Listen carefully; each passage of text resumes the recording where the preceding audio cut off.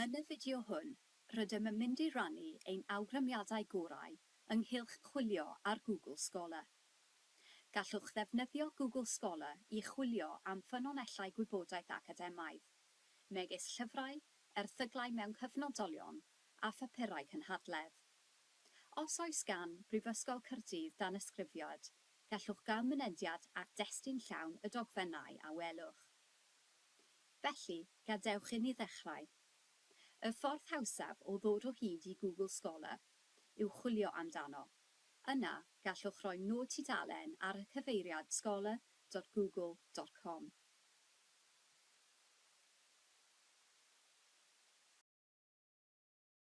Ar gyfer ein hawgrym cyntaf, rydym yn mynd i awgrymu ffyrdd o gael canlyniadau chwilio mwy penodol.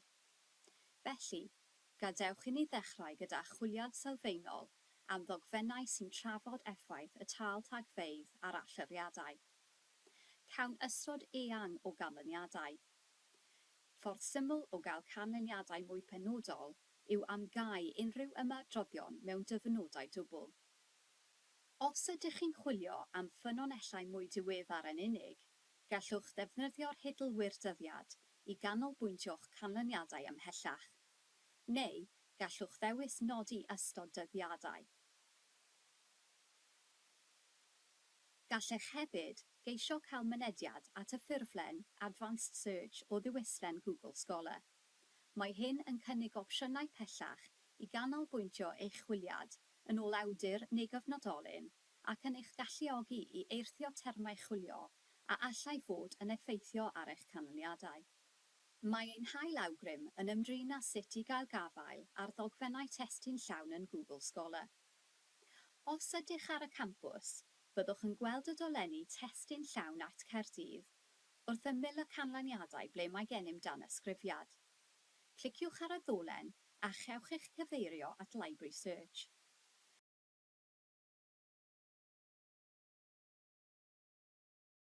Mewn gofnodwch gan ddefnyddio eich enw defnyddiwr a'ch cyfrinair Prifysgol Caerdydd.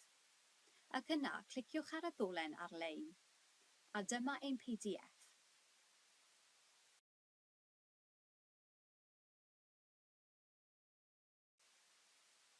Mi fyddwch yn gweld y ddolen testun llawn Art Caerdydd pan nad ydych ar y campws. Ewch i'r settings yn niwyslen Google Scholar, yna cliciwch ar Library Links. Chwiliwch am Gaerdydd a dewiswch yr opsiwn testun llawn at Caerdydd. Yna cliciwch ar Save.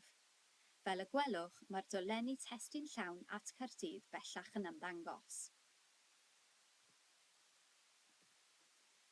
Mae ein hawgrym nesaf yn dangos i chi sut y gallwch sefydlu hysbysiadau e-bost. Os ydych yn gwneud gwaith ymchwil dros gyfnod estynedig, bydd hyn yn eich arbed dro ar ôl tro i gynnal yr un chwiliadau i chwilio am wybodaeth newydd.